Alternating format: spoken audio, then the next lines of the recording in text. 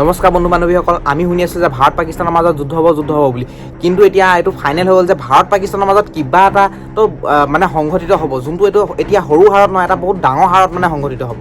যদি পাকিস্তানে ভাৰতবৰ্ষৰ ওপৰত এটেক কৰে তেনেহ'লে ভাৰতবৰ্ষৰ সাধাৰণ মানুহ কেনেধৰণে সাজু থাকিব? যদি পাকিস্তানৰ ফাইটাৰ জেটে আমাৰ ওপৰত আক্ৰমণ কৰে তেনেহ'লে আমি কেনেধৰণে সাজু হ'ব লাগিব, কেনেধৰণে ব্লেক আউট কৰিব লাগিব?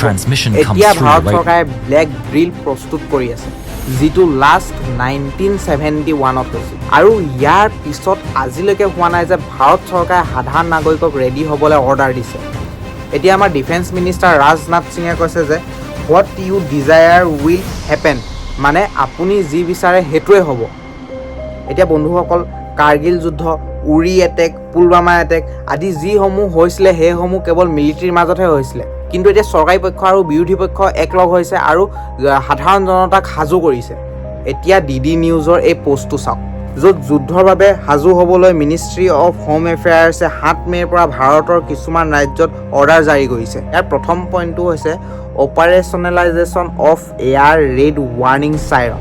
এতিয়া যেতিয়া দুখন দেশৰ মাজত যুদ্ধ হয়, তাত কেৱল মিলিটাৰী মানুহখিনিয়ে জড়িত হৈ নাথাকে, তাত সাধাৰণ জনতাও জড়িত হৈ থাকে। যেতিয়া এয়াৰ ফ'ৰ্চে যেতিয়া এটেক কৰিব, তেতিয়া সেই দেশখনৰ সাধাৰণ মানুহে কেনেধৰণে মানে একশ্যন ল'ব। যেতিয়া এয়াৰ ফ'ৰ্চ এয়াৰক্ৰাফ্ট এখনে যেতিয়া সেই দেশখনত এটেক কৰিব, তেতিয়া এটা মানে চাইৰেন বজে।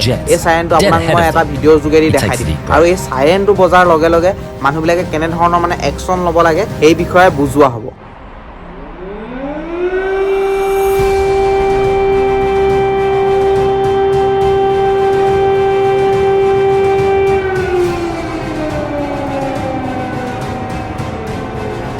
এতিয়া এইসমূহ আমাৰ অসমতো কৰিব নেকি?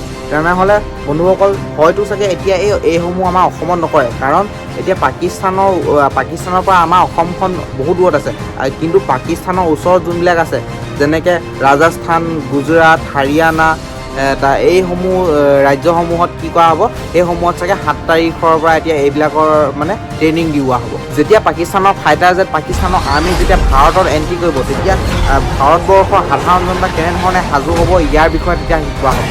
এতিয়া এই শিকোৱা সময়ত মানে কেনেধৰণে মানে তেওঁলোকে মানে একশ্যন ল'ব ভাৰতৰ সাধাৰণ জনতাই। যদি ফাইটাৰ জেটে ৰাতি এটেক কৰিবলৈ আহে, তেতিয়া কি কৰিব লাগিব? যিহেতু চব GPS চব কানেকশ্যন কাটি দিয়া হ'ব, কিন্তু ভাৰতৰ সাধাৰণ মানুহে কি কৰিব লাগিব?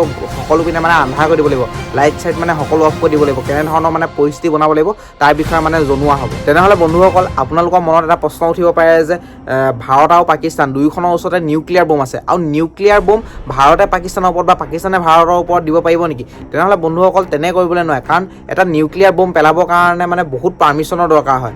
আৰু লগতে যদি পাকিস্তানে যদি ভাৰতৰ ওপৰত নিউক্লিয়াৰ বম পেলায়, তেনেহ'লে পাকিস্তানৰ এগেইনষ্টত বাকী সকলো দেশ মানে একগোট হৈ পিনে মাত মাতিব।